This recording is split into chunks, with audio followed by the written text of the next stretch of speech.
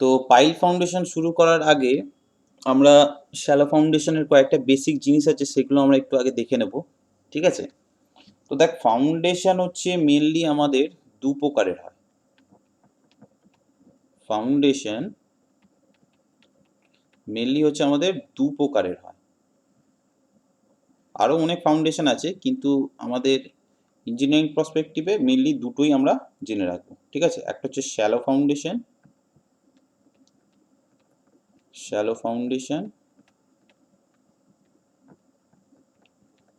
আর একটা হচ্ছে deep foundation.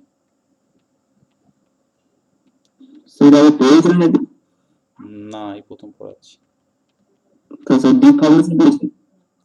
Deep ফাউন্ডেশনটাই পাইল ফাউন্ডেশনটাই। ঠিক আছে? তো একটা হচ্ছে শ্যালো ফাউন্ডেশন, একটা হচ্ছে তোর ডিপ ফাউন্ডেশন। তাহলে দেখ, শ্যালো ফাউন্ডেশন কাকে আমরা বলবো? ঠিক আছে? তো অ্যাকর্ডিং টু, এখানে লেখ, according to Terzaghi, according to টারজাগি,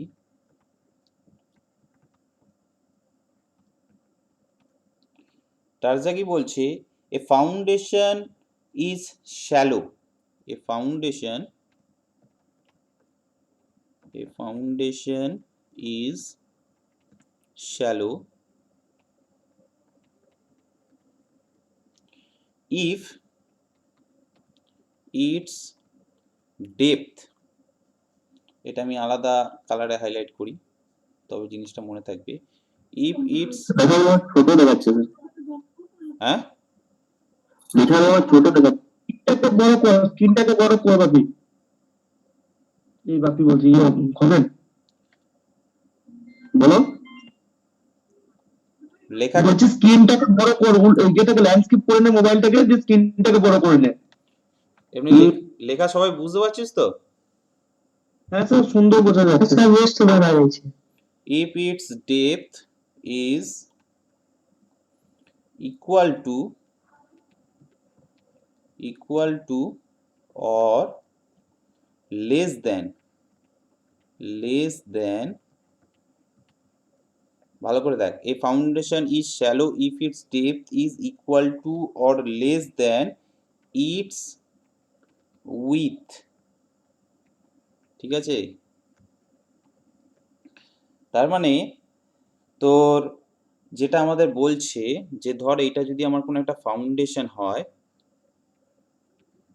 এটা ধর কোনো একটা ফাউন্ডেশন হয়, তাহলে বলছে যদি এটার উইথ যদি আমার ধরা হয় বি, আর এইটার ডেপথ যদি আমাদের ধরা হয় ডি, তাহলে বলছে ফাউন্ডেশনটা শ্যালো তখনই বলা হবে যখন ডেপথটা equal to or less than width হয়। তার মানে ডেপথ হচ্ছে লেস দেন ইকুয়ালস টু আমার বি হতে হবে।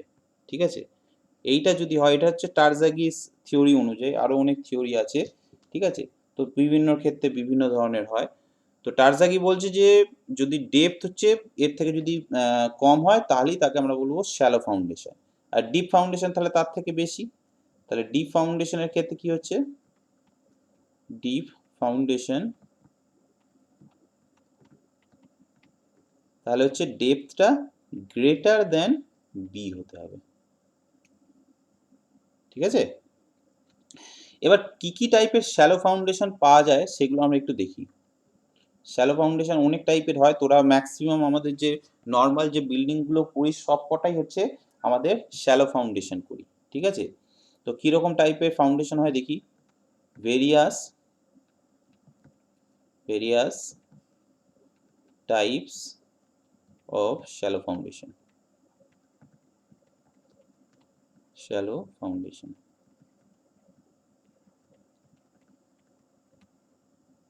কিরকম টাইপের ফাউন্ডেশন হয় দেখা যাক। তো দেখ, তোরা আমাদের জেনারেলি যে ফাউন্ডেশনটা ম্যাক্সিমাম তোরা দেখেছিস, এই ধরনের ফাউন্ডেশন আমরা সচরাচর দেখি। ঠিক আছে? ফাউন্ডেশনটা হচ্ছে এরকম স্কোয়ার শেপের হয়, এর মাঝে হচ্ছে তোর কলামটা উঠে যায়। তো এই ধরনের ফাউন্ডেশনকে আমরা বলি তোর ফুটিং, বা নর্মাল হচ্ছে তোর আমাদের যেটাকে বলা হয় স্প্রেড ফুটিং। ঠিক আছে?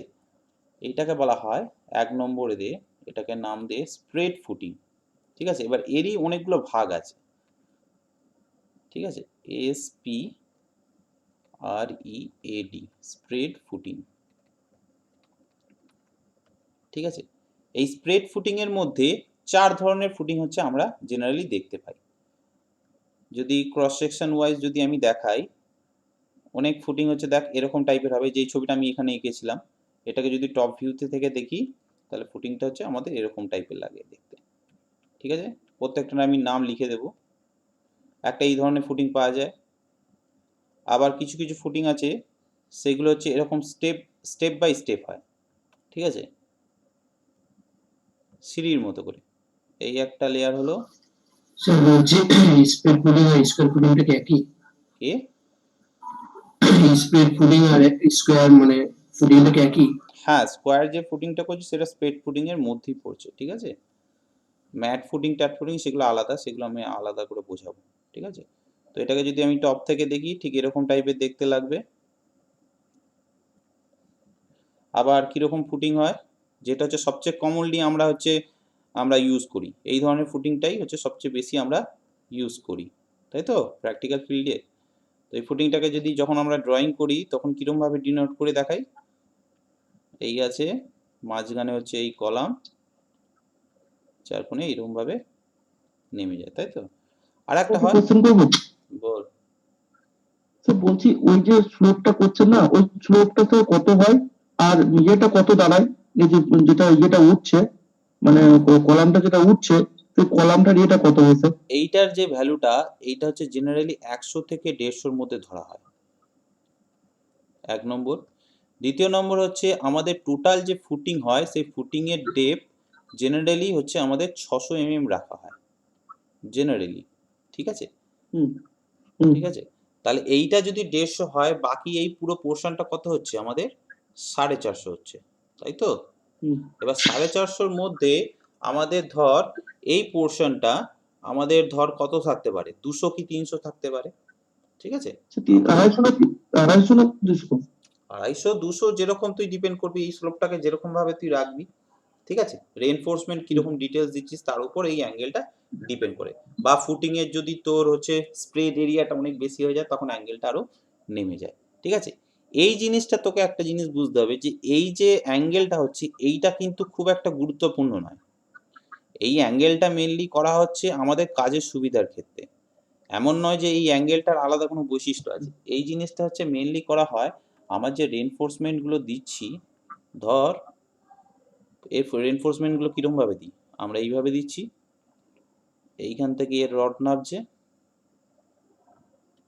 তাই তো, এইভাবে রড নামছে, আর এইখান থেকে হচ্ছে আমার এরকম রেনফোর্সমেন্ট দিতে হয়, তাই তো, এরকমভাবে কিছু রেনফোর্সমেন্ট দিতে হয়। সেই জন্যই এটাকে জাস্ট কভার হিসাবে করা হয়, কিন্তু এর আলাদাভাবে সেরকম খুব একটা বৈশিষ্ট্য নেই, জাস্ট কভার হিসাবে কাজ করে, ঠিক আছে। সুতরাং এটা কীরকমভাবে কোন অ্যাঙ্গেলে দিচ্ছিস তার উপর এটা ডিপেন্ড করে, কিন্তু আমাকে মিনিমাম যে ডেপথটা সেটা আমাদের 600 মিনিমাম রাখতেই হবে, আর এইটা হচ্ছে 100 থেকে 150-র মধ্যে রাখা হয়, ঠিক আছে। এটা হলো। আর একটা ধরনের ফুটিং হয় সেটাকে আমরা বলি ওয়াল ফুটিং। ওয়াল ফুটিংটা কীরকম টাইপের হয়, যেটা হচ্ছে তোদের কিছুদিন আগে তোরা আমাকে একটা এক্সাম্পল দিচ্ছিলিস, কার একটা বিল্ডিং করতে গিয়ে সমস্যা হয়েছিল যে একদম পাশের বাড়ির বিল্ডিং এর সাথে দেওয়াল ঘেঁষাঘেঁষি একদম একটা ফুটিং হয়ে যাচ্ছে। এই ধর একটা পাশের বাড়ির দেওয়াল আছে, আমাকে এইখানটা কোনো একটা পাশের বাড়ির দেওয়ালের সাথে আমাকে এরকম একটা দেওয়াল তুলতে হবে, ঠিক আছে, এরকম একটা কলাম তুলতে হবে। তাহলে এইখানের ফুটিংটা আমরা কীরকমভাবে করব, তো এই ধরনের ফুটিংকে জেনারেলি আমরা ওয়াল ফুটিং হিসাবে ইউজ করি, ঠিক আছে। ওয়াল ফুটিংটা কীরকম টাইপের হয় সেটা আমি দেখাচ্ছি, এটা মুছে দিই।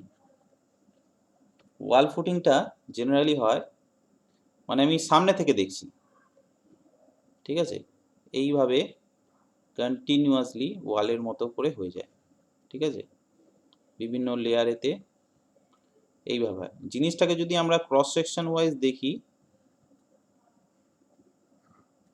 জিনিসটা ঠিক এরকম টাইপের লাগবে।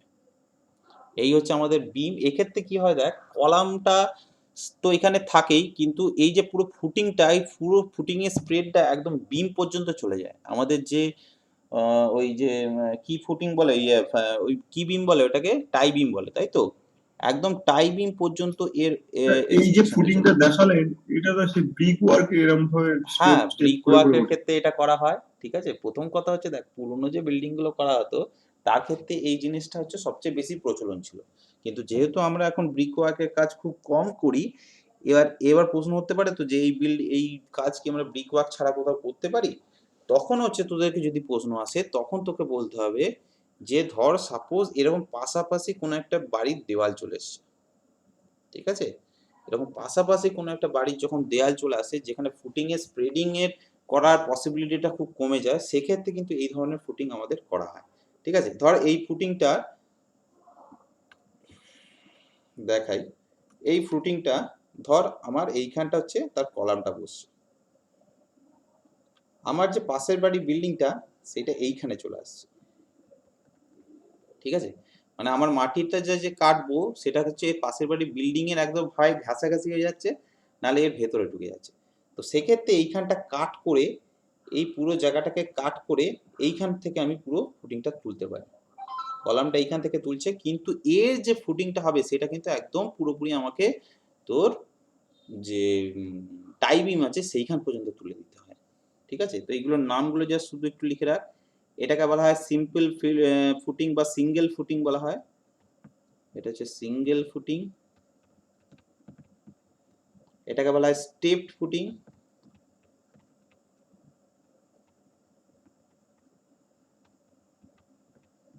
এটাকে বলা হয় স্লোপড ফুটিং।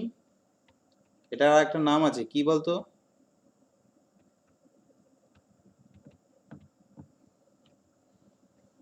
কিরে, এটা মনে করে আমাকে বলবি।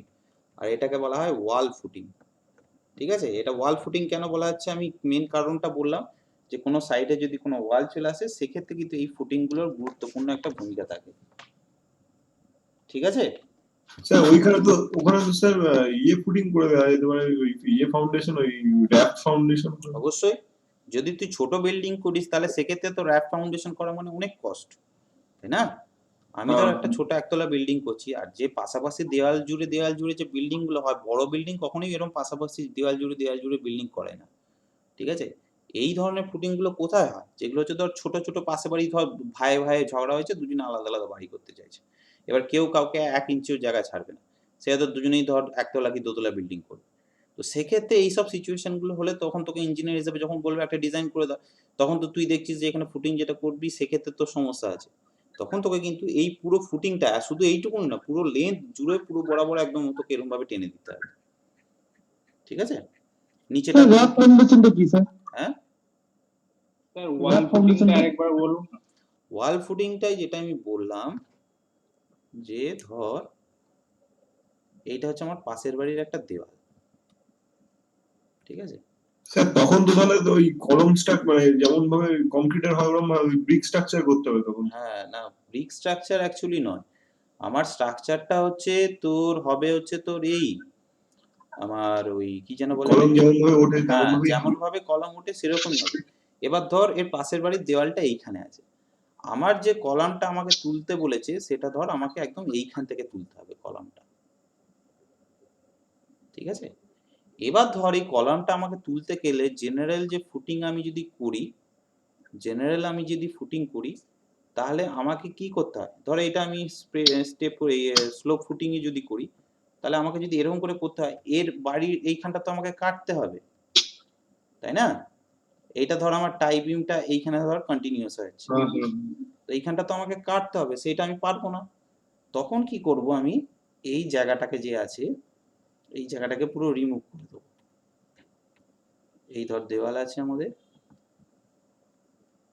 এটা ধর পাশের বাড়ির দেওয়াল। তখন আমি কি করব, এই জায়গাটাতে আমি এই কলাম বরাবর টানবো, ভালো করে জিনিসটা দেখ, টানবো, টানা টেনে এই ফুটিংটাকে এইখানে নিয়ে এইভাবে স্টেপ বাই স্টেপ এইভাবে বসাবো। শুধু এই দিকটাই নয়, ওই দিকেও কন্টিনিউয়াসলি যাবে। আমি এই জিনিসটাকে যদি আমি সামনাসামনি দেখি, ধর এইটা হচ্ছে আমার কলামটা, সামনাসামনি দেখছি মানে ধর এই যে দেওয়ালটা আছে এই দিক থেকে আমি দেখছি, ঠিক আছে? এই দিক থেকে আমি দেখছি, তাহলে কিরকম দেখাবে? তাহলে হচ্ছে তোর দেখাবে এই ফুটিংটা ঠিক এরকম টাইপের দেখাবে, ঠিক আছে? ফুটিংটা ঠিক দেওয়াল থেকে এরকম ভাবে দেখাবে। এইখানটা হচ্ছে আমাদের তো টাই বিমটা থাকবে, এইখানটা হচ্ছে আমাদের টাই বিমটা, আর এইটা হচ্ছে আমাদের ওয়াল ফুটিংটা। ও মানে শুধু ওয়ালের দিকটাই সমান থাকবে, বাদ বাকি হ্যাঁ, মানে বাদ দুটো বাকি যে চুলের জায়গাটা, দিকই ওই হ্যাঁ বাদ বাকি যে জায়গাগুলো আছে সেগুলো কিন্তু স্প্রেড হয়ে যাবে, এবং এটাকে অ্যাকচুয়ালি মানে তিনটের দিকে স্টেপ বাই স্টেপ হবে, হ্যাঁ নাকি স্যার? অ্যাকচুয়ালি এইটা যদি এই দিক থেকে দেখি, এই দিক থেকে এরকম নয়, এই দিক থেকে দেখালে জিনিসটাকে যদি আমি ক্রস সেকশন ওয়াইজ দেখি জিনিসটাকে ঠিক এরকমই দেখাবে, কন্টিনিউয়াসলি দেখাবে। ঠিক আছে, একদম কন্টিনিউয়াসলি এখানে স্টেপ বাই স্টেপ এই যে দেওয়ালগুলো উঠেছে এরকম স্টেপ বাই স্টেপ এরকম ভাবে উঠবে। ঠিক আছে, এই দিক থেকে যদি দেখি, ঠিক আছে, আর এই দিক থেকে দেখলে এই জিনিসটা এরকম কন্টিনিউয়াসলি, অর্থাৎ কি মানে ধর টপ ভিউ থেকে যদি দেখি এইটা যদি পাশের বাড়ির দেওয়াল হয়, এইটা যদি আমার কলাম হয়, এইটা ধর একটা পাশের কলাম, এইখানটা একটা কলাম আছে, এই একটা কলাম আছে, তাই তো? তাহলে হচ্ছে ধর আমার এইটা হচ্ছে টাই বিম, এই টাই বিম আমার কানেক্টেড করা আছে, তাই তো? টাই বিম ধর কানেক্টেড করে রেখেছি, ঠিক আছে? তাহলে এইটাকে আমি জুড়বো কিভাবে? এটাকে জুড়বো হচ্ছে এই ফুটিংটা আমার এইখান থেকে কন্টিনিউয়াসলি আমার হয়ে আসবে, ঠিক আছে? এই দিক থেকে পুরো একদম কন্টিনিউয়াসলি হয়ে আসবে, এইখান থেকে একদম টানা, এদিকেও টানা যাবে, এদিকেও টানা যাবে, হয়ে এইখানে এসে এটা এর এন্ড হয়ে গেল, এখানে এইটা এসে এর এন্ড হয়ে গেল, ঠিক আছে? স্যার বল। আমি বুঝলাম, তো আমি বলছি যে ধরুন একটা এক্সিস্টিং বিল্ডিং আগেই করা আছে, তো সেখানে স্পেস কম, তাহলে সেখানে আমি ফুটিং মানে কলাম দেবো, তাহলে সেখানে যদি স্পেস কমের ক্ষেত্রে আমি কোন ফুটিংটা ইউজ করতে পারবো? এই তো এই ওয়াল Easily- ফুটিং, আমি যেটা বললাম ওয়াল ফুটিং সবচেয়ে ভালো হচ্ছে, যদি স্পেস যদি থাকতে পারিস স্লোপ ফুটিং করে দিবি, কস্টটা কমে যাবে, ঠিক আছে? স্লোপ ফুটিং এ কি হয় আমার এই, স্যার, ওটাকে আইসোলেটেড ফুটিং বলে। হ্যাঁ সেটাই তো বলছি, তোরা তো তখন বলতে পারলি না, এটাকে আমাদের আরেক নাম হচ্ছে আইসোলেটেড ফুটিং, তাই তো? এটা হচ্ছে আইসোলেটেড ফুটিং, ঠিক আছে? স্যার গোটাটাই পাশেরটা ওটা নিউ স্যার, গোটাটাকে আইসোলেটেড ফুটিং বলে, ওটা টাইপস একটা আইসোলেটেড ফুটিং এর টাইপস। যাই হোক, যেটা আমি বোঝাতে চাইছি যে এই যে যখন স্পেস কম থাকবে এই ধরনের যখন ফুটিং করা সম্ভব হবে না, তখন আমরা চেষ্টা করবো সবসময় ওয়াল টাইপের ফুটিং করার, ঠিক আছে? এইটা হলো যদি বাইরের কোনো স্পেস যদি গ্যাপ না থাকে। এবার যদি ভেতরের যদি স্পেসের মধ্যে যদি গ্যাপের এটা থাকে, তাহলে সেক্ষেত্রে হচ্ছে আমাদের আলাদা আলাদা জিনিস আছে, সেই জিনিসগুলো হচ্ছে আমাদের আলাদা গল্প, ঠিক আছে? এরপর আর একটা যেটা দেখবো সেটা হচ্ছে আমাদের, তো এটা আমাদের গেল স্প্রেড ফুটিং, ঠিক আছে? 1 নম্বর এই ধরনের একটা ফুটিং হয়। দ্বিতীয় নম্বর যে ফুটিংটা দেখবো সেটা হচ্ছে আমাদের combined footing, combined footing and strap footing। এই ফুটিং গুলো কিরকম টাইপের হয় আমরা একটু দেখি। কম্বাইন্ড ফুটিং বা স্ট্র্যাপ ফুটিং কিরকম হয় দেখ। কম্বাইন্ড ফুটিং হচ্ছে যখন দুটো ফুটিং, ধর আমার এই একটা কলাম আর এই একটা কলাম, ঠিক আছে? তো এই ধর এই কলামটার হচ্ছে আমার এই ফুটিংটা স্প্রেড এরিয়াটা ধর এতটা, ঠিক আছে? আর এই কলামটার এর হচ্ছে স্প্রেড এরিয়া ধর এইটা, ঠিক আছে? যখন হতেই পারে দুটো কলাম পাশাপাশি আমাকে বসাতে হচ্ছে, যদি এই ধরনের যদি স্প্রেড এরিয়া হয়ে যায় তাহলে সেক্ষেত্রে আমরা কি করব, সেক্ষেত্রে এই ফুটিংটাকে একটা ফুটিং এতেই মার্জ করে দেবো, ঠিক আছে? এই হচ্ছে আমার কলাম আছে, এই হচ্ছে আমার কলাম আছে, এই ফুটিংটার পুরো একটাই হচ্ছে, এই দুটো কলামের একটাই হচ্ছে ফুটিং করে দেওয়া হয়। তো এই ধরনের ফুটিং যদি হয় একে বলা হয় কম্বাইন্ড ফুটিং,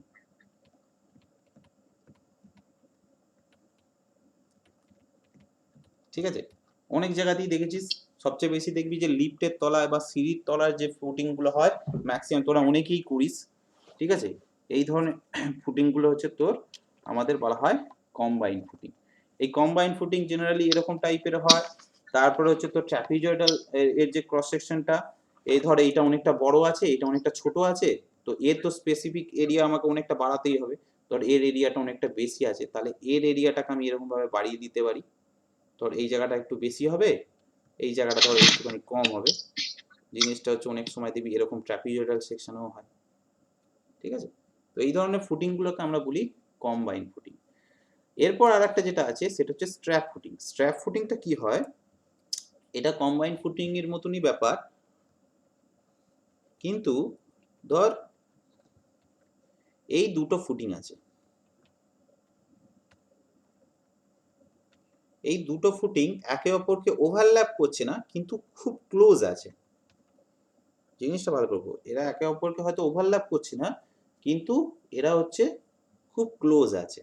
তাহলে এই ধরনের ফুটিং যদি হয় তখন কি করা হয়, এবার এই ধরনের যখন জিনিস হবে না, তখন হচ্ছে এদের মধ্যে একটা সেটেলমেন্টের ডিফারেন্সের একটা সমস্যা চলে আসে, ঠিক আছে? তো এই ধরনের ফুটিং গুলো যখন হবে তখন কি করা হয়, এই দুটো ফুটিং এর মাঝে আমাকে এরকম ভাবে একটা জয়েন করে দেওয়া হয়, ঠিক আছে? এই ধরনের যদি স্ট্রাকচার যদি আমরা দেখতে পাই তাহলে একে আমরা বলি স্ট্র্যাপ ফুটিং। এগুলো একটা ওয়ান কাইন্ড অফ কম্বাইন্ড ফুটিংই, কিন্তু যেহেতু এটা কন্টিনিউয়াস নয়, মাঝে একটা বিম অ্যাড হয়ে যাচ্ছে, সেই জন্য একে স্ট্র্যাপ ফুটিং বলা হয়। ক্লিয়ার? এর মধ্যে ক্লিয়ার? আর একটা ফুটিং হয় 3 নম্বরে, সেটা হচ্ছে স্যার আমাদের, একবার উপরে তুলুন, উপরে তুলুন। হ্যাঁ ঠিক আছে। ঠিক আছে? আর একটা ধরনের ফুটিং হয় সেটা হচ্ছে আমাদের স্ট্রিপ ফুটিং, যেটা নিয়ে আমাদের বিয়ারিং ক্যাপাসিটিতে অনেক আলোচনা করেছি আমরা। স্ট্রিপ ফুটিং এর ক্ষেত্রে আমরা একটা বিয়ারিং ক্যাপাসিটিতে কি বলেছিলাম, যে এর উইথটা তোর কত হয়, লেন্থটা যেটা হচ্ছে তোর হবে 5 গুণের থেকে, উইথের 5 গুণের থেকে বেশি হতে হয়, তাই তো? 5, এটাই তো আমরা সবাই পড়েছিলাম, যে স্ট্রিপ ফুটিং এর ক্ষেত্রে যদি হয় তাহলে সেক্ষেত্রে 5 গুণ হয়ে যাবে। তো স্ট্রিপ ফুটিং গুলো কিরকম টাইপের দেখতে হয়, তো এই ফুটিং গুলো হচ্ছে এরকম কন্টিনিউয়াসলি হয়, তাই তো? এই ধরনের ফুটিং গুলো এরকম কন্টিনিউয়াসলি ফুটিং হয়, ঠিক আছে? এরকম একটা দেয়ালের টাই বিম আছে। স্ট্রিপ ফুটিং জেনারেলি আমাদের কোথায় হয়, পুরনো যে বিল্ডিং গুলো হয় তাদের ক্ষেত্রে এই স্ট্রিপ ফুটিং গুলো হয়, বা মেসোনারি যে ওয়াল, মেসোনারি যে দেওয়ালগুলো হয়, এটা ধর একটা দেওয়াল আছে, এই দেওয়ালের তলার যে ফুটিংটা হবে সেটা হচ্ছে পুরোপুরি একটা স্ট্রিপ ফুটিং হচ্ছে আমাদের, ঠিক আছে? এই ধরনের পুরো একটা ফুটিং স্ট্রিপ ফুটিং হচ্ছে, কন্টিনিউয়াস ফুটিং হচ্ছে, ঠিক আছে? তো এটাকে বলা হয় স্ট্রিপ ফুটিং,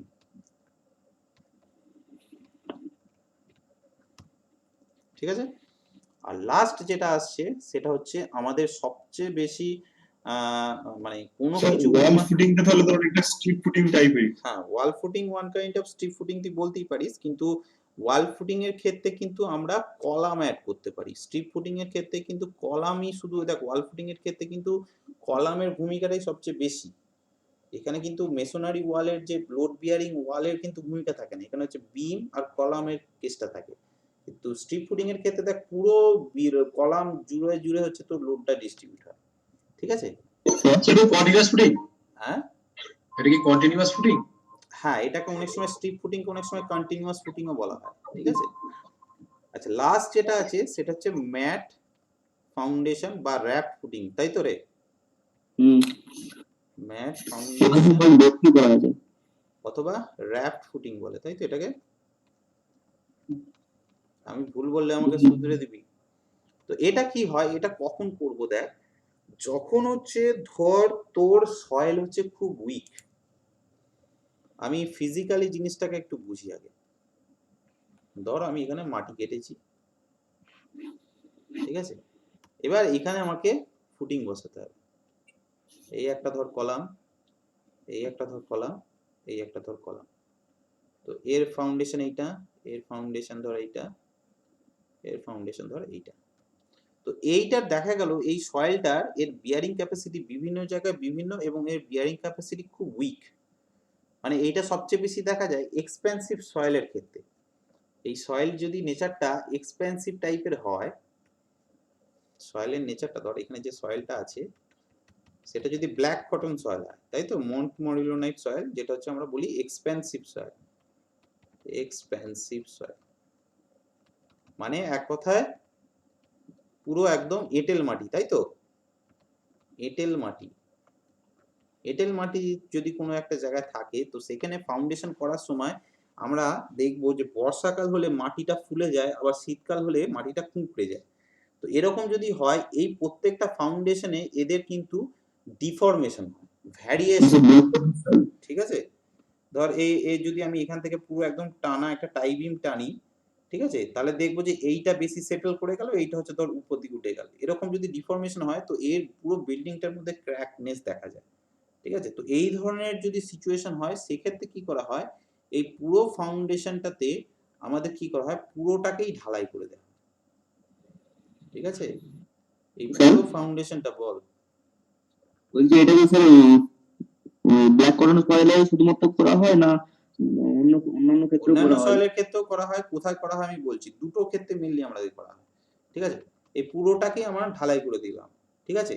এই ঢালাই করে দিলে তাহলে কি হচ্ছে, এই জায়গাটাও যদি বাড়ে তাহলে এই জায়গার সাথে এই জায়গাটা পুরো একদম ইকুয়াল ব্যালেন্স করে পারবে, ঠিক আছে? ফলে এই ডিফরমেশন যে গ্যাপটা, সেই জিনিসটা হয় না। এটা হচ্ছে দু জায়গায় করতে পারে। ধর কোনো সয়েল যদি এক্সপেন্সিভ সয়েল বা এঁটেল মাটি থাকে, তুই সেখানে যখন কোনো একটা বাড়ি বানাবি বা স্ট্রাকচার বানাবি, তখন হচ্ছে ধর বিভিন্ন যে ফাউন্ডেশন গুলো আছে, সয়েলটা এক্সপেন্সিভ সয়েল হওয়ার জন্য প্রত্যেকটা ফাউন্ডেশন কিন্তু আলাদা আলাদা ডিফরমেশন দিতে পারে, ঠিক আছে? তো সেক্ষেত্রে কি হয়, এইটা ধর একটু নেমে গেল, এইটা উঠে গেল, এরকম যদি হয় তাহলে এইখানে কি ক্র্যাক ধরার চান্সটা থাকে বিল্ডিংটা। এইটাকে নালিফাই করার জন্য এই পুরো জায়গাটাকে, পুরো তলার যে ফুটিং এর পুরো পোর্শনটাকে, এই পুরো জায়গাটাকেই আমরা তোর ঢালাই করে দিই। ঢালাই করে দেওয়ার ফলে কি হয়, যে স্লোপটা আছে স্লোপটাকে সাথে নিয়ে ঢালাই করে দিই, তাই তো? হ্যাঁ একদম পুরো জিনিসটাকে আমরা ঢালাই করে দিই। ঢালাই করে দিয়ে তার উপর থেকে এবার কলামগুলোকে তুলতে থাকি। এইটা হ্যাঁ, এটা হচ্ছে এটা কি বেসিক্যালি টাওয়ার বা ফ্ল্যাটের ক্ষেত্রে ইউজ করা হয় ফাউন্ডেশনটা? অবশ্যই অনেক জায়গায় করা, অনেক মাল্টি স্টোরি বিল্ডিং এর ক্ষেত্রে করা হয়। দেখবি বড় বড় শপিং এটা আমি একটু মোরাম জোনে দেখেছিলাম না, একটু বড় মোরাম বড় এরিয়াতে। বড় শপিং মল যেগুলো হয়, সেগুলোর ক্ষেত্রে সবচেয়ে বেশি করা হয়। এইগুলো হচ্ছে দুটো জায়গায় করা হয়। যদি হচ্ছে সয়েলটা এরকম এক্সপেন্সিভ সয়েল হয় আইদার, অথবা যদি কোনো স্ট্রাকচার যদি খুব বড় স্ট্রাকচার হয়, যেখানে হচ্ছে আমার পাইল ফাউন্ডেশন করার দরকার হয়। পাইল ফাউন্ডেশনের এটা হচ্ছে তোর অপোজিট হিসাবে আমরা এটাকে ইউজ করতে পারি। পাইল ফাউন্ডেশন অনেক জায়গায় হয়তো পসিবল হতে পারে, অনেক জায়গায় কস্টলি হতে পারে। তাই দেখবি যে শপিং মল টপিং মল গুলো হয়, সেক্ষেত্রে কিন্তু দেখবি এদের পুরো বিয়ারিং ক্যাপাসিটি খুব বেশি দরকার হয়, ঠিক আছে? বিশাল বড় বড় হয়। তোদের একটা আমি ম্যাট ফাউন্ডেশন দেখাই, সবচেয়ে ভালো হয়। ম্যাট ফাউন্ডেশন সবাই জানিস, তাও আমি একটা দেখাচ্ছি। দেখেছি ওনার ডেপথে করেছে, তারপরে সে জিনিসটা ঢালাই করে দেওয়া এটা। ম্যাট ফাউন্ডেশন পুরো জিনিসটা দেখ, খুব ইন্টারেস্টিং জিনিস। ঢালাইটা একটু কি একটা বলা হয় না, ঢালাইটাকে নিচে যে ঢালাইটা করা হয়, রেডি মিক্স ঢালাই এটা। রেডিং হিসেবে কি একটা বলে ওটাকে। তো এই দেখ, এই ঢালাইটা যেটা করছে দেখ, পুরো জায়গাটাতেই দেখ ঢালাই করে দেবে, ঠিক আছে? এই যে পুরো স্ট্রাকচারটা দেখতে পাচ্ছিস, পুরো জায়গাটাকেই আমার ঢালাই করে দিচ্ছে, কোনো জায়গা কিন্তু আমার বাদ দিচ্ছে না। এই ছবিটা দেখ, দেখ। টোটাল বিল্ড আপ এরিয়াটা ঢালাই হবে। হ্যাঁ টোটাল বিল্ড আপ এরিয়াটা ঢালাই হবে। হ্যাঁ, পুরো বিল্ড আপ এরিয়াটাই আমার এখানে ঢালাই করে দেওয়া আছে। এইটা কি ফুটিং বলতো? এটা কি ফুটিং করলাম আমরা? বেশি এটা কি কম্বাইন ফুটিং। দ্যাট এই কম্বাইনে কি স্ট্যাপ ফুটিং। আরেকটা নাম দিলাম তো, কি নাম বললাম? Strap footing, strap footing. এই যে স্ট্র্যাপ ফুটিং, ঠিক আছে? বলে দিলে স্ট্যাপ। এই জিনিসগুলো গন্ডগোল করবি না। এই দেখ, এইটা হচ্ছে সবচেয়ে ভালো বোঝা যাচ্ছে, দেখ র‍্যাপ ফাউন্ডেশন বা ম্যাট ফাউন্ডেশন কিরকম টাইপের হচ্ছে, ঠিক আছে? এই জিনিসটা স্যার স্পেন্সার বোলপুরে যে বিগ বাজারটা হলো ওটাতেই হয়েছে এরকম। পুরো এই যে স্ট্রাকচারটা হচ্ছে, পুরো জায়গাটাই আমাদের ঢালাই করে করে দেওয়া হয়, ঠিক আছে? তো এই ধরনের স্ট্রাকচার কিন্তু হচ্ছে অনেকটা সেফটি দেয়, ঠিক আছে? স্ট্রাকচার কিন্তু অনেকটা সেফটি দেয়। এইগুলো কিন্তু আমাদের একটু মনে রাখতে হবে, ঠিক আছে? এটা হচ্ছে টাওয়ার কি করে গেছে টাওয়ারে। হ্যাঁ, টাওয়ারের ক্ষেত্রে তোরা দেখতে পাবি। আচ্ছা, কয়েকটা নোট আমি লিখিয়ে দেবো এইখানে। এই নোটগুলো কিন্তু পরীক্ষায় এসছে, সেই জন্যই আমি নোটগুলো একটু লিখিয়ে দেবো। শ্যালো ফাউন্ডেশনে এই কয়েকটা নোট একটু লিখে রাখ।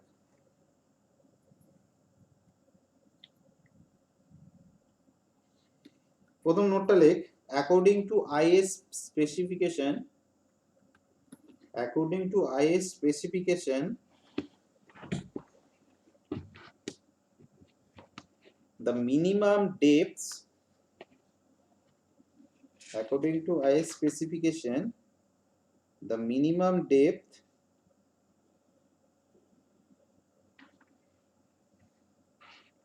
of foundation, the minimum depth of foundation in sand in sand and clay should be respectively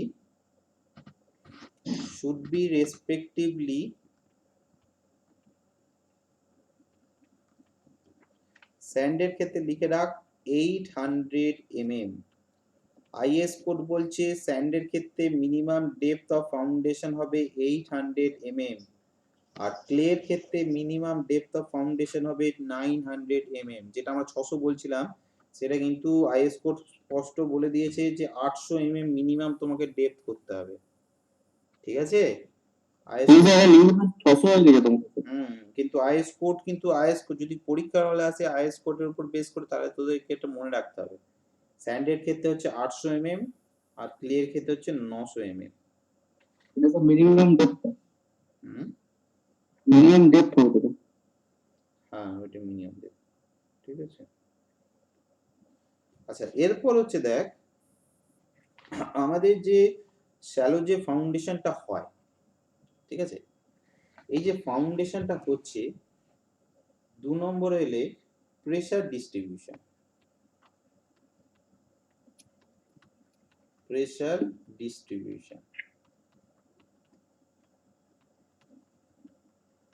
ঠিক আছে, আমাদের যে এই যে ফুটিং গুলো করি না, এই ফুটিং গুলো বিভিন্ন সয়েলের ক্ষেত্রে এর প্রেসার ডিস্ট্রিবিউশনটা বিভিন্ন টাইপের হয়।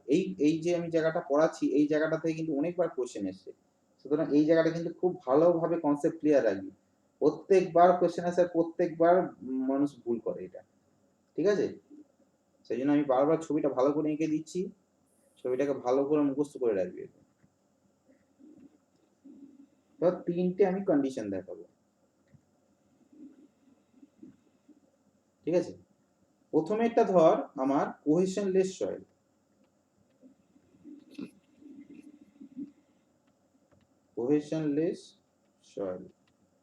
তারপরেরটা আমি দেখাবো কোহেসিভ সয়েল। কোনটা কি সয়েল আমার বলার নিশ্চয়ই দরকার নেই। আর একটা ধর ইউনিফর্ম প্রেসার ডিস্ট্রিবিউশন।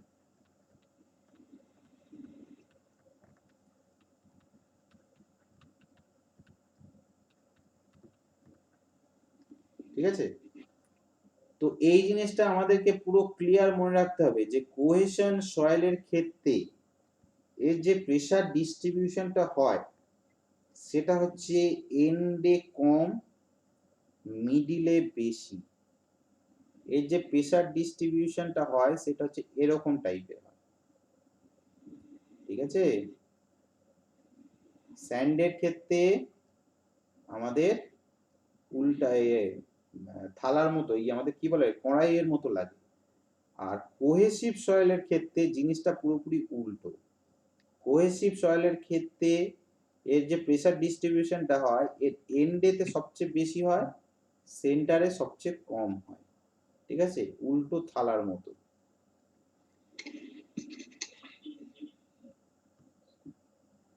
ঠিক আছে, আর ইউনিফর্ম মানে চারিদিকেই ইউনিফর্ম থাকছে, যেহেতু ইউনিফর্ম বলেই দিয়েছে চারিদিকটা ইউনিফর্ম হয়। পরীক্ষায় কিন্তু এই কোশ্চেনটা আসে, ঠিক আছে? কোহেসিভ সয়েলের ক্ষেত্রে প্রেসার ডিস্ট্রিবিউশন কিরকম আর কোহেশন লেস সয়েলের ক্ষেত্রে প্রেসার ডিস্ট্রিবিউশন কিরকম টাইপের হয়, ঠিক আছে? তাহলে এইটা আশা করি আর কেউ ভুলবি না, তাই তো রে? স্যার আবার বলে দিন স্যার, মানে এই যে স্যার হ্যাগিং আছে, হগিং আর সেগিং এর মনে হচ্ছে এটা ভিডিও পাওয়াতে হবে না। এটা আমি ভিডিও করাচ্ছি। এই যে কন্ডিশনটা আমি দেখালাম না, এটা হচ্ছে রিজিড ফুটিং এর ক্ষেত্রে। জিনিসটা কিন্তু মাথায় রাখতে হবে। রিজিড ফুটিং মানে আমাদের যে ফুটিং গুলো রেইনফোর্সমেন্ট যে ফুটিং গুলো হয় সেগুলোকে আমরা বলি রিজিড ফুটিং, ঠিক আছে? আর এক ধরনের ফুটিং হয় সেটা হচ্ছে ফ্লেক্সিবল ফুটিং। ফ্লেক্সিবল ফুটিং কি রকম জিনিস হবে? ফ্লেক্সিবল ফুটিং কি রকম জিনিস হবে? ফ্লেক্সিবল মানে হচ্ছে যে ফুটিং গুলো হচ্ছে আমাদের তোর মুভমেন্ট করতে পারে। ধর আমি কোন একটা ফুটিং করছি, তোর মাটির তলায় ধর বাঁশ দিয়ে ফুটিং করছি, ঠিক আছে? কোন একটা ফুটিং ধর বাঁশ দিয়ে করছি, ঠিক আছে? তাহলে সেই ফুটিং ধরনের গুলোকে আমরা বলবো ফ্লেক্সিবল ফুটিং।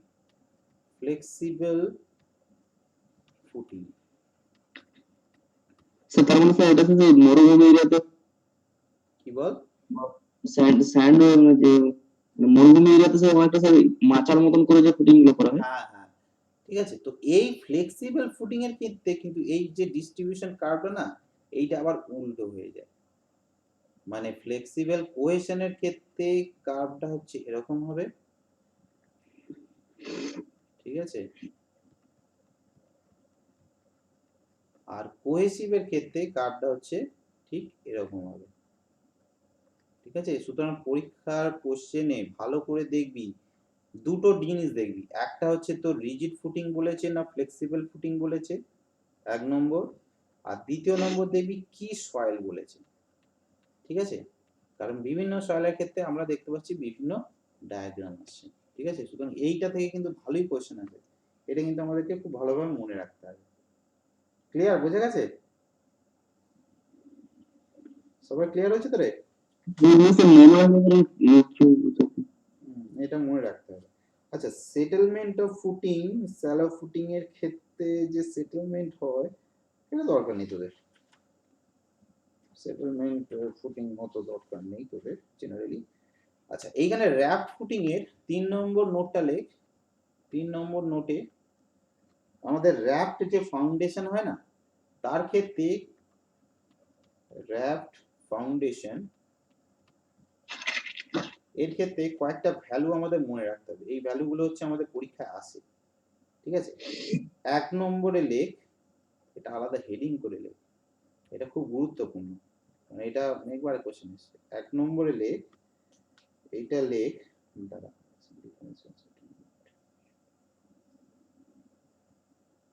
আচ্ছা, দুটো হয়, একটা হচ্ছে ম্যাক্সিমাম ডিফারেন্সিয়াল সেটেলমেন্ট,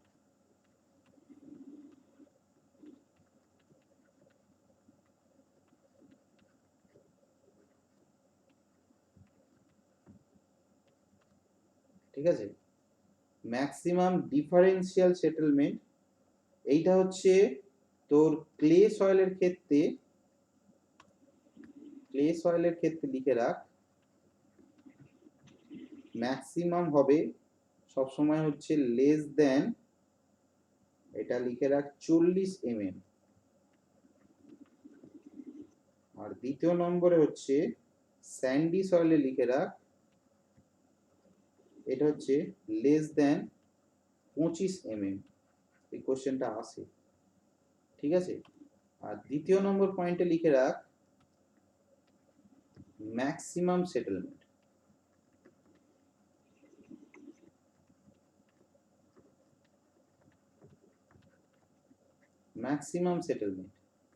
এটার ক্ষেত্রেও লেখ, এটা সব কিন্তু র্যাপ ফাউন্ডেশনের ক্ষেত্রে বলা আছে, ঠিক আছে। ক্লে এর ক্ষেত্রে এটা লিখে রাখ, এর যে ভ্যালুটা সেটা ডিপেন্ড করে। একটু কথা বলবো? বল। তো ম্যাক্সিমাম ডিফারেন্সিয়াল সেটেলমেন্ট আর ম্যাক্সিমাম সেটেলমেন্টের মধ্যে কি পার্থক্য? বলছি আমি, সেটেলমেন্ট বি, আর এটা হচ্ছে স্যান্ডের ক্ষেত্রে লিখে রাখ 40 থেকে 65 mm। ডিফারেন্সিয়াল সেটেলমেন্ট মানে হচ্ছে একটা সেটেলমেন্টের রেসপেক্টে আরেকটা সেটেলমেন্ট, ঠিক আছে। ধর দুটো আমার র্যাপ ফাউন্ডেশন, তো ধর এই আমার ম্যাট ফাউন্ডেশন আছে, ঠিক আছে। এবার এই ম্যাট ফাউন্ডেশনের একটা দিক হচ্ছে এরকম ঝুলে গেল, ধর ফাউন্ডেশনটা এরকম ভাবে ঝুলে গেল, তাই তো, এই দিকটা হচ্ছে তোর বসে গেল। তো এই যে বসাটা, এই যে ডিফারেন্সটা, এই যে ডিফারেন্স হয়ে যাচ্ছে এইটার সাথে এইটার রেসপেক্টে, যে মানে এইটা ঠিক নয়, এইটা ঠিক নয়।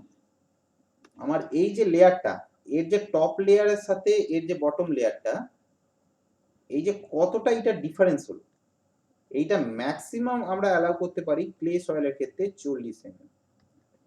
আর টোটাল সেটেলমেন্ট মানে পুরো ওভারঅল সেটেলমেন্টটা, ঠিক আছে। ডিফারেন্সিয়াল মানে বুঝতে পারছিস, একটা এন্ডের সাথে আরেকটা এন্ডের সেটেলমেন্টের যে ডিফারেন্সটা, সেটাকে আমরা বলি ডিফারেন্সিয়াল সেটেলমেন্ট। তাহলে এই এন্ডের সাথে এই, হ্যাঁ ক্লিয়ার হলো না একটু? ক্লিয়ার হলো না, দাঁড়া ব্যাপারটা বোঝাচ্ছি। আমার এই ধর পুরো র্যাক ফাউন্ডেশন, পুরোটা হচ্ছে ফাউন্ডেশনটা আছে, এই পুরো জায়গাটা জুড়ে ফাউন্ডেশনটা আছে, তাই তো। এই হচ্ছে আমার কলামগুলো আছে। তো হতেই পারে যে আমার এই র্যাপ ফাউন্ডেশনটা একদিকটা হচ্ছে তোর বসে গেল, তাই তো? এই র্যাপ ফাউন্ডেশনটা ধর এইভাবে আমার বসে গেল, একটা দিক বসে গেল, একটা দিক উঁচু হয়ে আছে, ঠিক আছে? এরকম ভাবে হতেই পারে তো, এই দিকটা ধর বসে গেছে, এই দিকটা যেমন আছে সেরকমই আছে।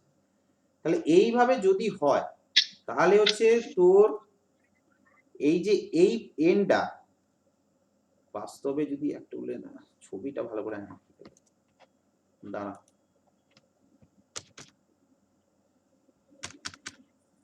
একটু দাঁড়া, ছবিটা এঁকে দেখাতে হবে, এইখানটা দেখাই। হ্যাঁ, এই হচ্ছে আগের অবস্থা ছিল, ফাউন্ডেশনটা ভালো করে করছে, এখন ফাউন্ডেশনটা এরকম ভাবে নেমে গেছে একটা দিক, তাই তো?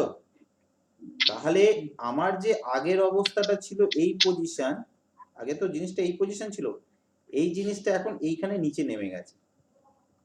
তাহলে এই এন্ডটার সাথে এই এন্ডটা কতটা ডিফারেন্স করবে, ঠিক আছে? আগে তো এই এন্ডটা আর এই এন্ডটা একই লাইনে ছিল, কিন্তু যখন সেটেলমেন্ট হলো তখন এই এন্ডটা এই এন্ডটা এক জায়গায় একটা ডিফারেন্স হয়ে গেল, তো এইটাকেই বলা হচ্ছে ডিফারেন্সিয়াল সেটেলমেন্ট।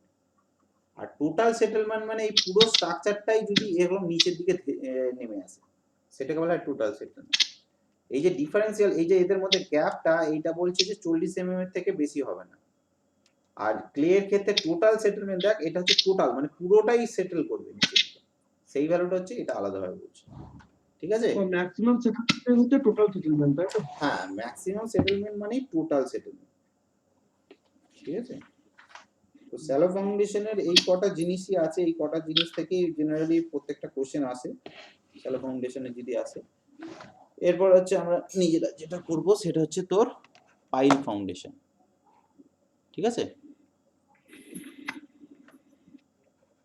দাঁড়া, লেখাটা আমি এটা ইন্টার মারলে এটা নিচের দিকে নেমে যাচ্ছে, এটা অদ্ভুত জিনিস করেছে গুগল ক্রোম।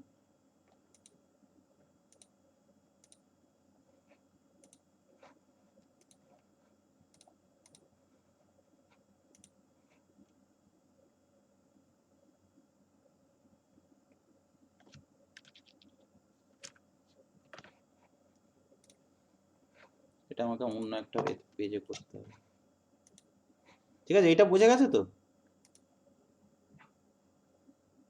আচ্ছা, এই পেজের কোনো কপি পেজ বানানো যায় না, না আমাকে আলাদাভাবেই বানাতে হবে কপি পেজ, ঠিক আছে, অসুবিধা নেই। তো এইটা সবার কাছে ক্লিয়ার হয়ে গেছে, স্যালো ফাউন্ডেশন সবার কাছে ক্লিয়ার তো রে? এবার চলে আসি আমরা পাইল ফাউন্ডেশনে।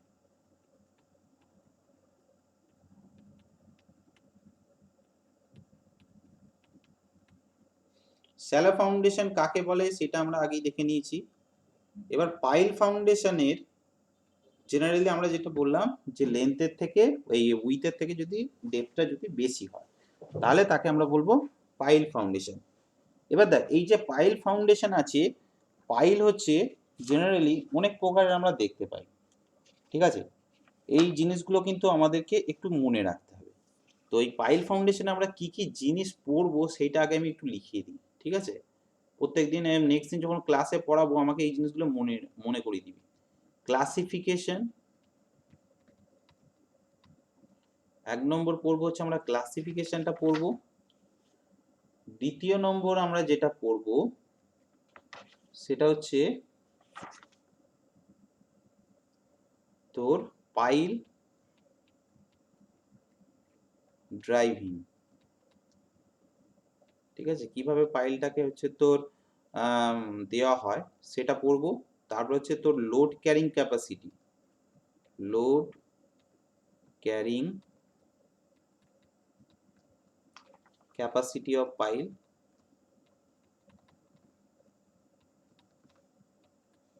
পাইলের কতটা লোড ক্যারিং ক্যাপাসিটি, ঠিক আছে? এর মধ্যে যে ফর্মুলাগুলো আমার আসছে সেইগুলো আমরা দেখব পাইলের মধ্যে, ঠিক আছে? তারপরে হচ্ছে তোর টেস্ট, ঠিক আছে? Pile test, pile load test, load carrying ক্যাপাসিটির পর আমরা পাইল লোড টেস্টটা করব, ঠিক আছে। এক কথা এটা পাইল লোড টেস্ট না দিয়ে শুধু পাইল টেস্ট লিখে রাখতো, কারণ এর মধ্যে পাইল লোড টেস্টও আছে, পেনিট্রেশন টেস্টও আছে। পাইল টেস্ট লিখে রাখ, তারপরে লিখে রাখ গ্রুপ অ্যাকশন ইন পাইল, মানে অনেকগুলো পাইলকে একসাথে বসালে কি হবে, আর সিঙ্গেল সিঙ্গেল পাইলকে যদি আলাদাভাবে বসাই তাহলে সেক্ষেত্রে আমাদের কি হবে, ঠিক আছে। এটা হচ্ছে তোর আমাদের গেল গ্রুপ অ্যাকশন ইন পাইল। তারপর আমরা করব negative skin friction, negative skin friction,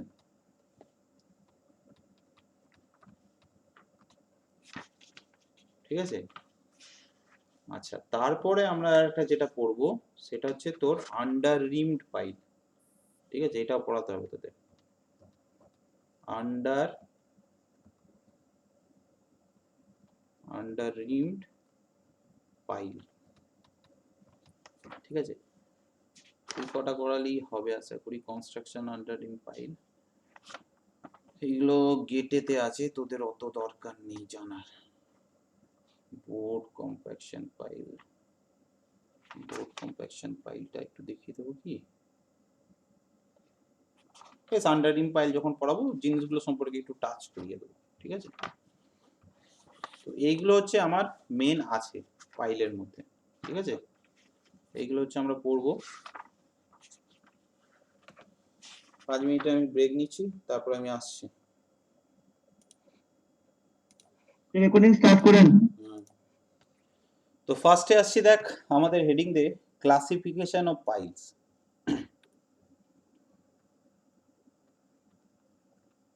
classification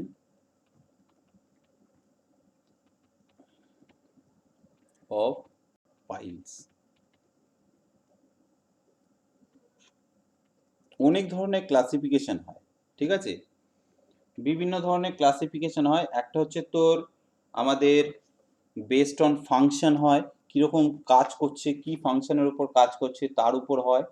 তারপর হচ্ছে কি ধরনের মেটেরিয়াল ইউজ করছি, ওই মেটেরিয়ালের মধ্যে কি আছে, সেই ধরনের পাইল হয়, ঠিক আছে। তো ক্লাসিফিকেশন অফ পাইলকে আমরা মেনলি দুভাগে ভাগ করব, ঠিক আছে। এক নম্বরে আমরা দেব সেটা হচ্ছে বেসড অন ফাংশন, ঠিক আছে। তো ফাংশনের উপর বেসড করে আমাদের পাইলকে মেনলি হচ্ছে কয়েকটা আছে, আমি যা শুধু ছবিগুলো দেখাচ্ছি, ঠিক আছে, তোদের এইটা থেকে ডিটেলস কিছু আসে না, ছবিগুলো কিন্তু খুব ভালো করে মনে রাখতে হবে। ফার্স্ট হচ্ছে যেটা, সেটাকে আমরা বলি end bearing pile, end bearing pile. এটা হচ্ছে একদম পাইলের জেনারেল এ, ঠিক আছে। তো এন্ড বিয়ারিং পাইলের ক্ষেত্রে কীরকম হয় দেখ, এই হচ্ছে ধর আমার সয়েল আছে, নিচে হচ্ছে ধর এখানে হচ্ছে আমার কোনো রক আছে। আমরা যখন পাইল ফাউন্ডেশন করি, পাইল মানে ডিপ ফাউন্ডেশন, তো অনেক ডেপথে পাইলগুলোকে করা হয়। তো এই পাইলগুলো দেখবি একদম অনেক নিচে, যে বড় বড় মাল্টি স্টোরি বিল্ডিংগুলো হয় তাদের পাইলগুলো ভালো করে যদি লক্ষ্য করিস একদম এরকমভাবে ডেপথে যায়, ঠিক আছে। পুরো ডেপথে গিয়ে নিচে যে হার্ড রক আছে সেই রক পর্যন্ত আমাদের নিয়ে চলে যাওয়া হয়, ঠিক আছে।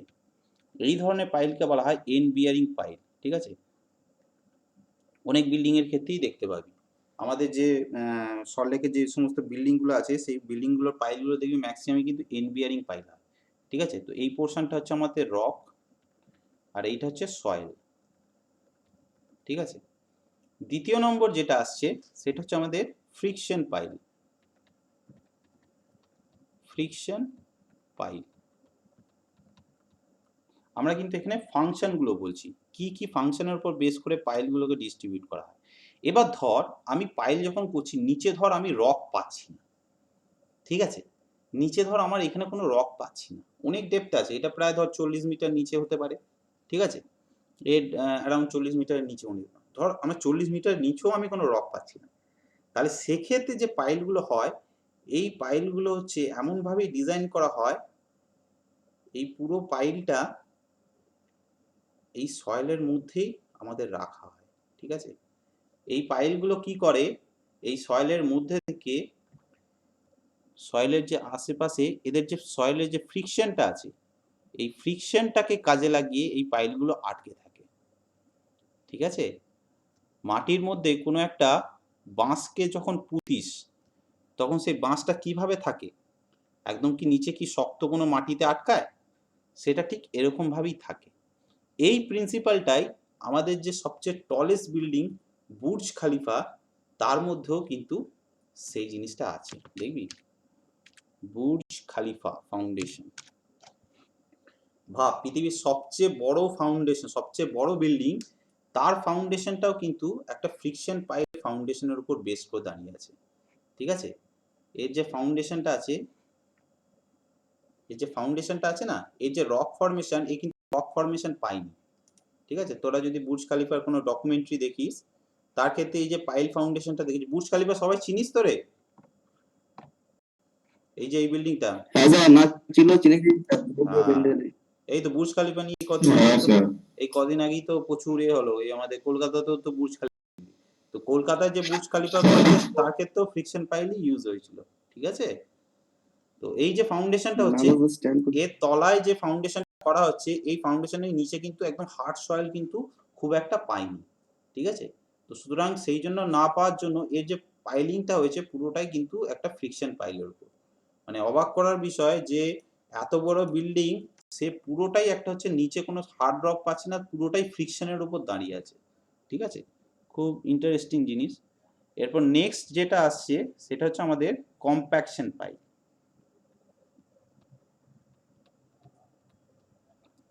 কম্প্যাকশন পাইল, কম্প্যাকশন পাইলটা কোথায় করা হয়? দেখ, যদি আমার দেখি যে সয়েলটা খুব লুজ টাইপের সয়েল আছে, ঠিক আছে, ভিজে মাটির সয়েল আছে, ঠিক আছে, তাহলে সেক্ষেত্রে কি করা হয়, এই যে পাইলগুলো আছে না, এই পাইলগুলো একে অপরের সাথে খুব কম্প্যাক্ট ভাবে বানানো হয়, এরকম ভাবে কম্প্যাক্ট ভাবে বানানো হয়। ঠিক আছে? এবার কম্প্যাক্ট ভাবে যখনই আমাদের বানানো হয় না, তখন এই পুরো ফাউন্ডেশনটা, পুরো পাইল ফাউন্ডেশনটা, এইটা হচ্ছে কম্বাইন্ড ভাবে একটা ফাউন্ডেশন হিসেবে কাজ করে। কম্বাইন্ড ভাবে একটা ফাউন্ডেশন হিসেবে কাজ করে। ঠিক আছে? লুজ সয়েলের ক্ষেত্রে। কম্প্যাকশন পাইলের ক্ষেত্রে কি করা হয়, এই যখন ফাউন্ডেশন গুলো করা হয়, ধর এখানে কোনো লুজ সয়েল আছে, ঠিক আছে, এই লুজ সয়েলটাকে কি করা হয়, অনেক দূরে দূরে কি করলে কি হয়, ফাউন্ডেশন গুলো হচ্ছে এদের সেটেলমেন্টটা অনেকটা আলাদা আলাদা টাইপের হয়ে যায়। ঠিক আছে? কিন্তু এই পাইলগুলো যদি খুব ঘন ঘন করা হয়, কাছাকাছি করা হয়, তাহলে কি হয়, এই সবকটা পাইল মিলে একটা কম্বাইন্ড পাইল হিসাবে কাজ করে। আমরা এই ধরনের পাইল দেখবি অনেক ব্রিজের তলায় দেখতে পাই। ব্রিজের তলায় যে ফাউন্ডেশন গুলো হয়, অনেক সময় দেখবি এই ধরনের টাইপের পাইল পাওয়া যায়। স্যার এর ক্ষেত্রেও তো হার্ড রক পাচ্ছে না? না, এক্ষেত্রেও হার্ড রক নাও পেতে পারে। ঠিক আছে? সেই জন্যই তো বললাম লুজ পাইল। আর একটা ধরনের পাইল হয়, সেটা হচ্ছে আমাদের টেনশন পাইল। ঠিক আছে? আমরা জেনারেলি যে পাইলগুলো করি সবাই তো কম্প্রেশন লোড নেয়। এবার কিছু পাইল আছে সেগুলো হচ্ছে টেনসাইল লোডও নেয়। কিরকম টাইপের হয়? সাপোজ ধর আমার একটা এরকম গ্রাউন্ড আছে, এই গ্রাউন্ডের সাইডে এরকম একটা স্লোপ আছে। ঠিক আছে? তো আমার এই পাইলটা করার সময়, আমাদের ব্রিজ করার সময় দেখবি পাইলটাকে একটা জায়গায় কম্বাইন্ড করা হয়, সেটাকে কি বলা হয়? পায়ার বলা হয়, তাই তো? এই ধর আমার পাইল আছে, এই ধর আমার পাইল আছে, এই ধর এন্ডে আমার একটা পাইল আছে। ঠিক আছে? তো এই যখন পাইলটা করা হয়, তখন কি করা হয়, এই পাইলটা ধর এ হচ্ছে এই দিকে ধর সেটেল হচ্ছে বেশি, ধর স্ট্রাকচারটা হচ্ছে আমার এই দিকটা বেশি সেটেল হয়। এবার এই সয়েলটা থাকার জন্য এই পাইলটা আবার অপোজিট ডিরেকশনে আমার একটা ফ্রিকশন দিতে শুরু করে। অপোজিট ডিরেকশন মানে এই দিকে। আমার ধর এ হচ্ছে ফ্রিকশন নিচ্ছে কোন দিকে, এই ধরনের পাইলগুলো আমরা বললাম যে ফ্রিকশনটা এই দিকে নিচ্ছে, তাই তো, রেজিস্ট্যান্স করছে এই দিকে। এর ক্ষেত্রে কি হবে, এর রেজিস্ট্যান্সটা উল্টো দিকে হবে। ঠিক আছে? যাতে ওপর দিকে না উঠে না যায়। ঠিক আছে? কোনো স্ট্রাকচার ওপর দিকে না উঠে যায়, এ তখন কি উল্টো দিকে করে। এইটাকে বলা হয় ফ্রিকশন পাইল, টেনশন পাইল।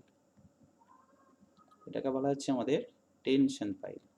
সবকটারই আমি ছবি দেখাবো, কোনো চাপ নেই। ঠিক আছে? তাহলে মাথার মধ্যে পুরো জিনিসটা ঢুকে থাকবে। এরপর হয় আর একটা ধরনের পাইল, সেটাকে বলা হয় anchor pile. Anchor pile. Anchor pile কোথায় দেখা যায়? অ্যাঙ্কর পাইল হচ্ছে আমাদের জেনারেলি তোর কোনো রিটেনিং ওয়াল স্ট্রাকচারের ক্ষেত্রে আমরা দেখতে পাই। ধর এরকম সাপোজ কোনো একটা জায়গায় আমার এরকম অ্যাঙ্কর টাইপের কোনো একটা পাইল দরকার হয়ে পড়লো রিটেনিং ওয়ালে, ঠিক আছে? ধর এরকমভাবে সাপোর্টভাবে এরকম আটকানো আছে, কোনোভাবে কোনো একটা স্ট্রাকচারকে ধর এইভাবে আমার ঝোলানো আছে, ঠিক আছে? তো এইখানটা আমার একটা পাইল দরকার হয়ে পড়লো, তো এইটা একটা আংটার মতো হিসাবে কাজ করছে। তো তো এই ধরনের পাইলকে আমরা বলি অ্যাঙ্কর পাইল, ঠিক আছে? অ্যাঙ্কর পাইল, ঠিক আছে? এটা ধর রিটেনিং ওয়াল, রিটেনিং ওয়াল, ঠিক আছে?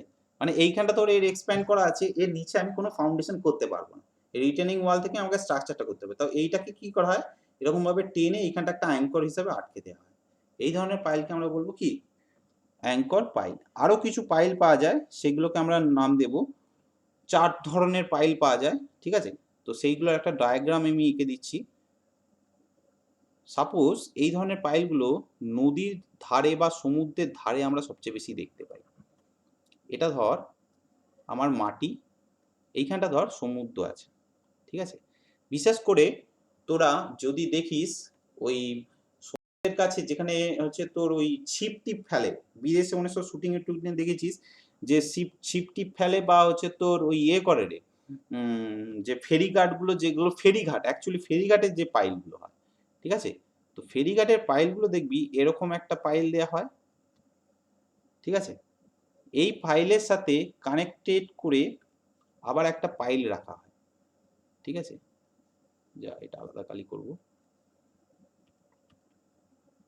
এই পাইলের সাথে কানেক্টেড ভাবে আবার কয়েকটা পাইল রাখা হয়, ঠিক আছে? এই পাইলটা হচ্ছে ঠিক অনেকটা এরকম, এই যে স্লোপটা আছে এই স্লোপের সাথে অ্যাঙ্গেল করে থাকে, ঠিক আছে? এটা আমার অ্যাঙ্গেলটা এতটা দেখানোটা উচিত নয়, আমি এটা ভেতরে থাকবে অ্যাকচুয়ালি, ঠিক আছে? মাটির তলায় এরকম ভাবে গাঁথা থাকে, ঠিক আছে? তারপরে নর্মাল যে ফাইলগুলো আছে সেগুলো এরকম ভাবে আমাদের এরকম যেমন বসানো আছে এইভাবে বসানো থাকে, কিন্তু এন্ডেতে আমাদের ঠিক এরকম 2 ধরনের পাইল রাখা হয়।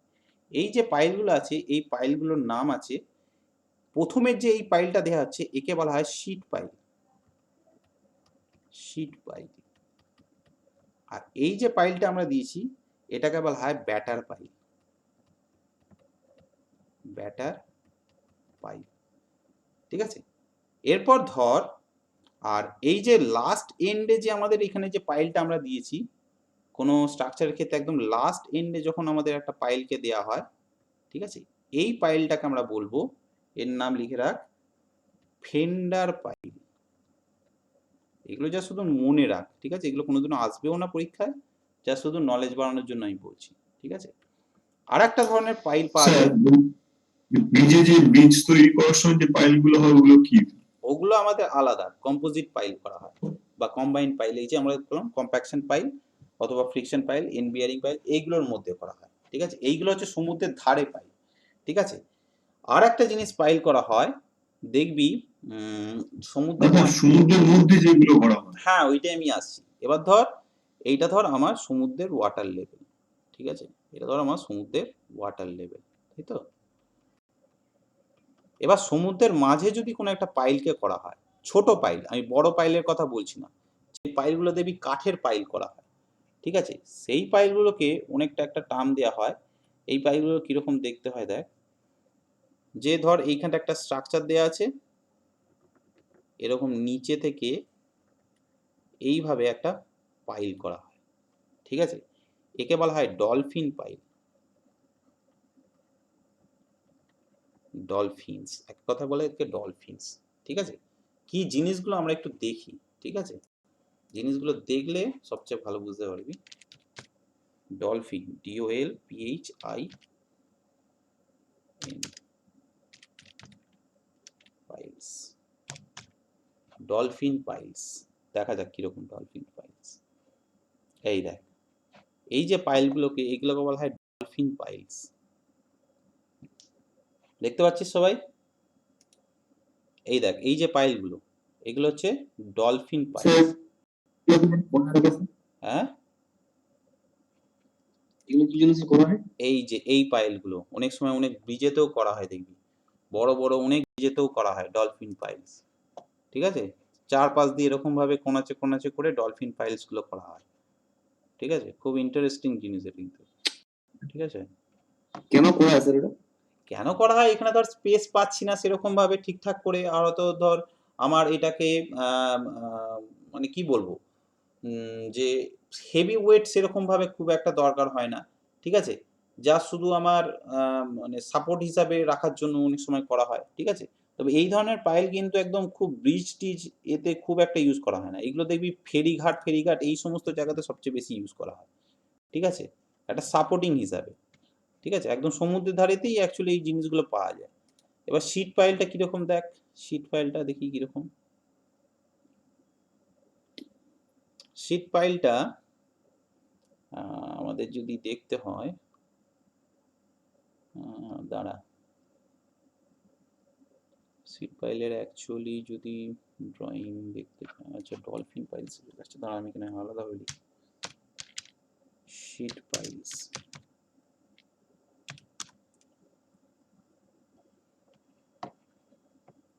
স্যার ডলফিন পাইপের বেন্ডিংটা কম হয় না? হুম, চারিদিক থেকে তো বাঁধানো থাকে। দেখ সমুদ্রের ধারেতে এই ধরনের পাইলগুলো দেওয়া হয়।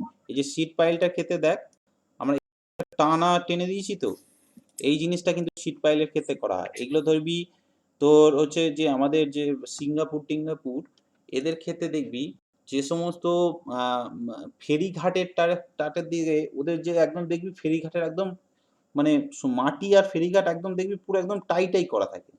ঠিক আছে, এই ধরনের পাইলগুলোকে বলি আমরা শিট পাইল। ঠিক আছে, একদম সমুদ্রের ধারে। ঠিক আছে, এর মধ্যেই সমস্ত কিছু থাকে। ঠিক আছে, বা একটা ধর ব্যাটার পাইল দেখি, BATT ব্যাটার পাইলস।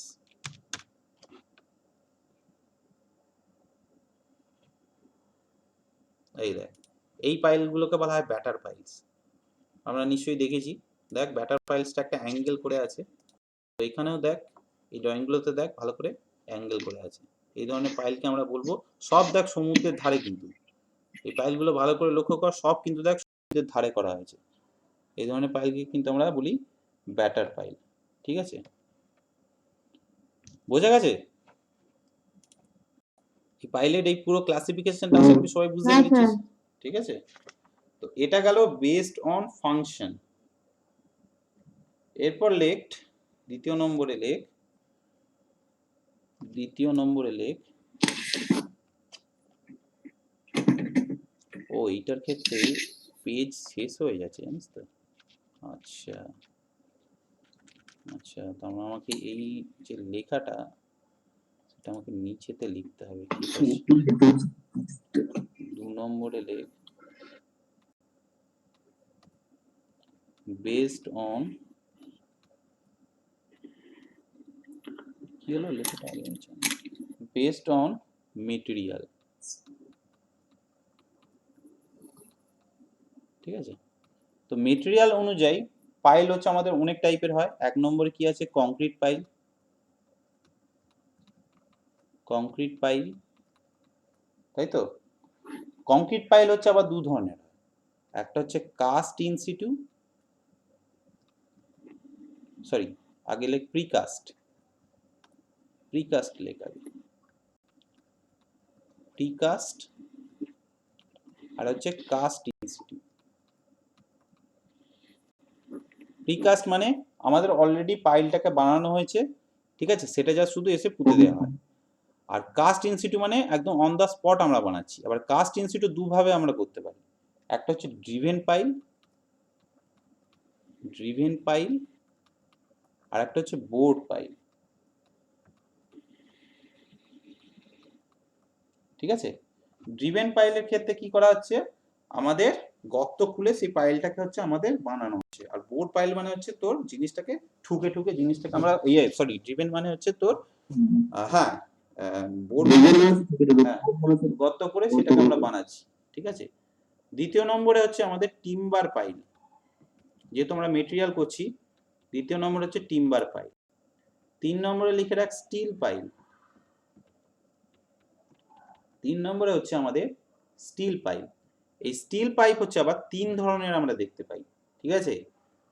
একটা হচ্ছে এইচ পাইলস, ঠিক আছে, আর একটা হচ্ছে পাইপ পাইলস, আর একটা হচ্ছে শীট পাইলস, ঠিক আছে? পাইপটা কিরকম টাইপের পাইল সেটা নিশ্চয়ই বুঝতে পারছিস স্টিলের। এইচ পাইলটা কিরকম দেখতে, এটা কিন্তু খুব ইন্টারেস্টিং।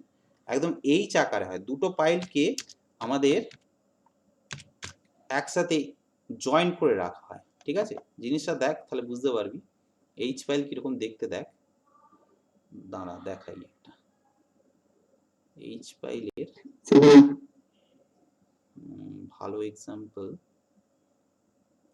একদম এইচ স্টিল পাইপ, হ্যাঁ, দুটো স্টিল পাইপকে হচ্ছে তোর একদম কানেক্ট ভাবে করা হয়, ঠিক আছে? একদম এইচ টাইপের শেপ দেখতে লাগবে, ঠিক আছে? ঠিক আছে, আমি যা দেখতে পাচ্ছি না জিনিসটা কিরকম হয় দেখ, মানে এই হচ্ছে দুটো পাইল এরকম টাইপের দেখতে লাগবে, ঠিক আছে? H pile. শীট পাইল মানে কি? শীট টাইপের আমাদের যে যেটা আমরা একটু আগেই দেখছিলাম, ঠিক আছে? এই যে এরকম টাইপের একটা শীট থাকবে, শীট পাইল। শীট পাইল তো আমরা দেখলাম তো একটু আগে, ঠিক আছে? আচ্ছা, এরপর যেটা হচ্ছে আর একটা হয় আমাদের 4 নম্বরে, সেটা লিখে রাখ। শীট পাইল কিসের হয়? কি ওটা কিসের হয় শীটটা? শীট পাইল মানে ধর আমার সমুদ্রের মাঝখানে বা নদীর মাঝখানে ধর আমরা হচ্ছে ফাউন্ডেশন করব। তো কি করা, এই শীট পাইল গুলোকে এরকম ভাবে চারপাশ দিয়ে হচ্ছে তোর ঘিরে দেওয়া হয়, ঠিক আছে? কফার ড্যামের অ্যাকচুয়ালি যে কনসেপ্টটা হয়, ঠিক আছে? তো এরকম ভাবে শীট পাইল গুলোকে এরকম ভাবে দিয়ে মাঝখানের জলটাকে বাইরে বার করে দিয়ে স্ট্রাকচারটাকে তারপরে কাজটা করবে।